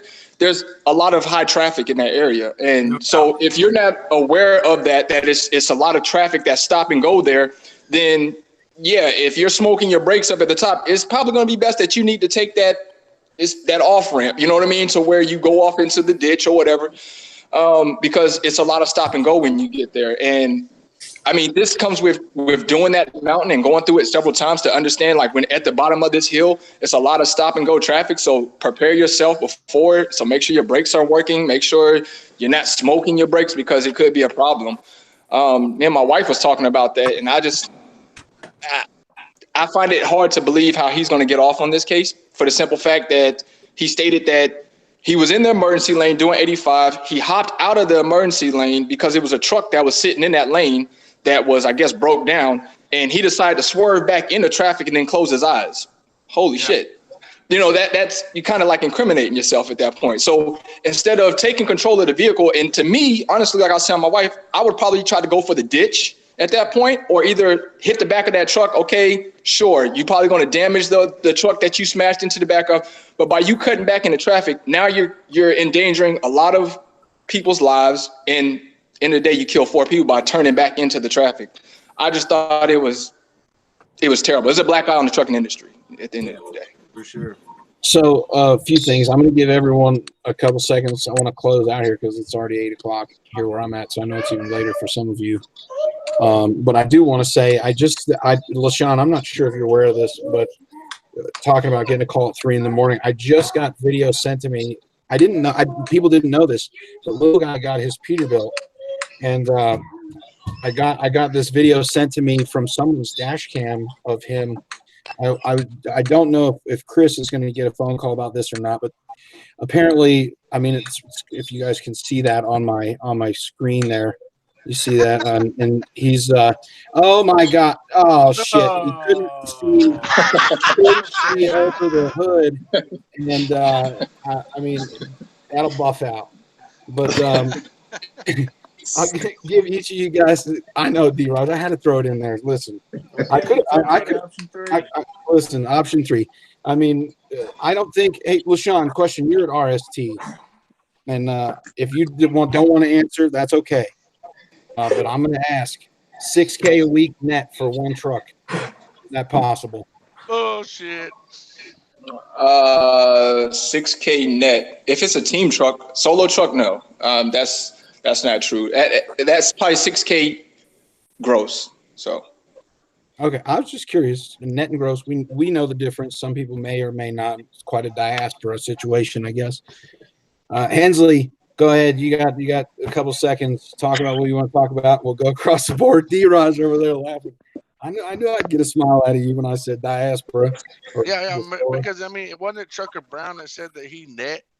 It was, and listen, I'm not gonna draw these other guys into throwing shots at TB. I'm okay with throwing shots. No. I'll throw shots at him. I don't give a shit. But what I'm talking about, fucking, he said net, not gross. The man said net $6,000 in 1 week. Come on now, Lance. Come on. I think that's probably more so just a simple mistake. I think he probably meant to say gross. You know how we can mix up words, but yeah, I think that was definitely gross. I know, Lo, but it's an opportunity. It's funny though. It's an opportunity for me to say something about little guy, okay, or about. I get them confused. They're both, you know what I mean. They look alike. So little guy, but yeah, you guys go ahead. Say what you want to say. We're going to shut this down in a couple minutes. D-Roz, what do you got? I go first. I'm flat rate, and one time I net $4,000 in 1 week. So that was training, though. That was training. Yeah. But so hey, anything anybody tells me, I believe, man, because you know what I'm saying. So drivers making 6 figures in the oil wells. I'm just curious. I know Steven's got a lot of equipment down there. Are they getting 6 figures down there in the oil fields? I wouldn't say everybody, but the top drivers, there's some guys making 6 figures, yes. But they've had knowledge. Have they had like 18 jobs in the last 12 months? Nah. Okay. Just checking. Just checking. So, but yeah, man. Hey, D-Raj, I get a question. LaShawn, you can answer this too, since you guys are, not the white guys on here. If I said, LaShawn knows me pretty well.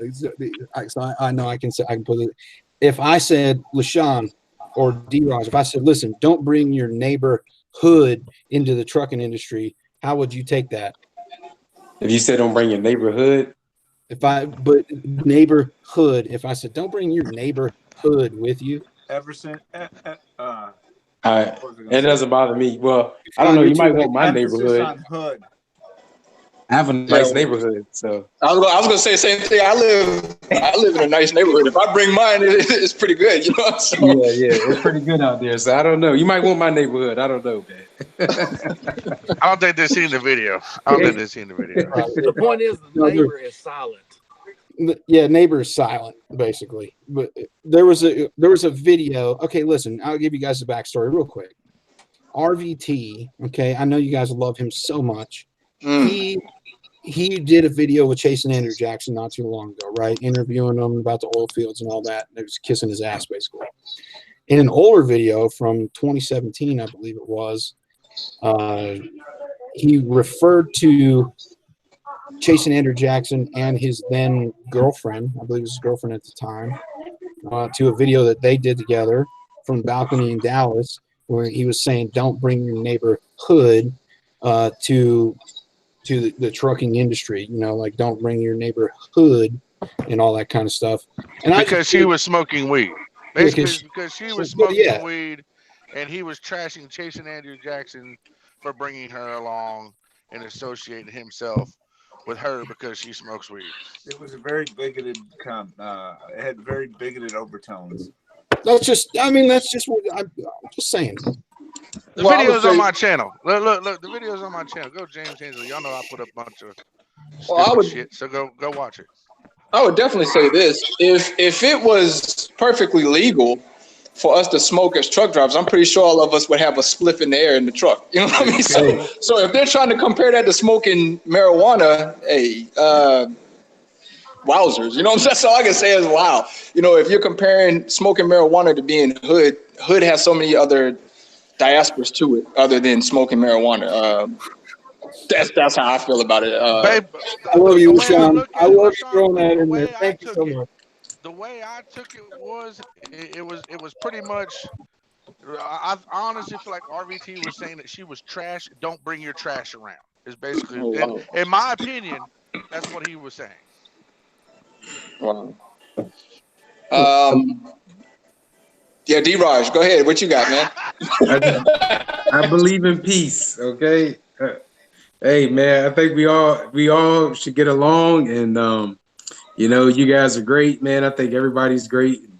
Hey man, we all out here making a lot of money, So Listen, D-Raj, people are making a lot of money, and I want to say I think your CEO is making way more than you, according to his numbers.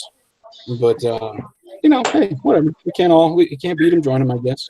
hey man, hey.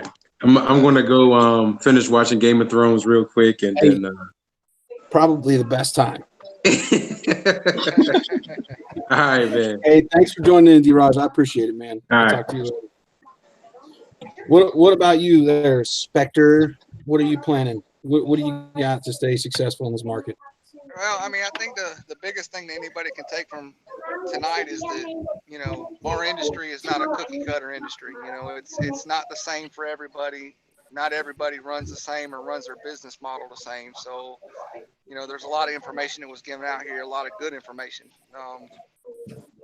For as far as me, I'm kind of like, I'm taking the same stance Sammy is. I'm gonna keep doing what I'm doing, and allow my business model and my business to change and adapt to what the market's doing. I'm gonna look for them high volume areas that give me the edge right now, and I'm gonna attempt to stay in them. Yukon, how many more guitars are you gonna buy? I don't know. I've got a lot, but probably a few more. And I got some ideas.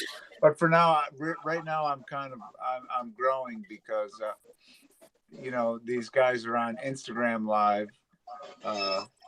They'll go on Instagram Live and say I'm a racist and a bigot, but they won't do it on YouTube or comment on my channel or anything. They're just out there making $6,000 a week by themselves at RST.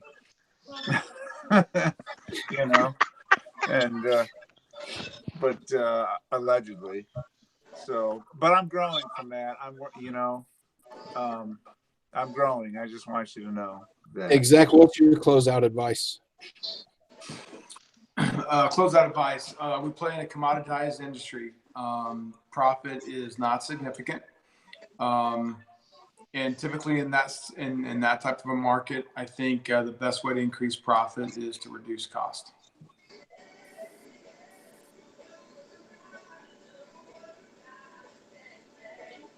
Nobody wants to add to that. Sammy, you don't got anything? Sammy, I heard a rumor. LaShawn, did you hear the rumor about Sammy and Daniel McCarthy driven trucking? They listen. Rumor has it they were sharing a shower at the Loves, got walked in on. This is true. This is true. No, that's a story started with Mr. Hensley because he's got a crush on me. He knows I'm hot, and he's trying to get me to convert. And I told him, I was like, look, I'm not into big dudes. So, I mean, he went and got a surgery. He won't even stop. No, I'm just kidding, Hensley. I told you, man. I love you, Sammy. If there's one guy out there that's going to test my straightening, it'd be you, dude. Sammy, where's your support for RVT at right now? Because I know you were helping sell his coaching calls a little while back. Who? Okay. I see you're afraid of the nation. No, I ain't got no use for it, dude. Well, I've pulled my dog out of that fight. There's nothing to say about it. Obviously, I think he's scared. Anybody else? A little timid. Whatever. Okay, I got it. Daniel and Daniel was teaming, playing Padiddle going down the road. Is that true? Jeff Allen says. Isn't that the one headlight game? I believe Jeff Allen, for real. I believe him. I'm in the Texans, man. My boys from Missouri. Hey, I just want to listen. That's not that big. Driven Trucking is the one that told me about all this, man. So I'm just saying, he's the one that told me. I'm about to end this broadcast, but I want to make sure, each one of you guys, I appreciate you for joining in, and thanks for the little bit of advice I think should help some people. Hopefully, and we can do this in the future. Hold on, I ain't done yet. God damn it! Make sure each one of you guys that are watching are subscribed to each one of these guys, because they all got channels. Everybody puts out different kinds of content, different kinds of advice, but you can pluck a little piece of it from everybody, and hopefully make a successful plan going forward. Sammy, now that your mouth's empty, what do you got to say? I hold off for the next one, man. And I would like to say I'm sorry for falling into it now and coming in late. Hate that I missed it, but maybe for the next one I'll be on time. No worries. Apparently, and I want to end this with saying to the 150 something people still watching, apparently RVT is going off on his live feed right now about some of us. So take all your troll accounts, go over there and tell him how much you appreciate him, how much you love him. Let him know Lil Dawg says hi. I'm out of here, man. You guys be good. Everybody take care. Thank you all for joining in. I appreciate it. Everybody, make sure you subscribe to these dudes, please. Absolutely. Thanks. Later, guys. See you. Bye.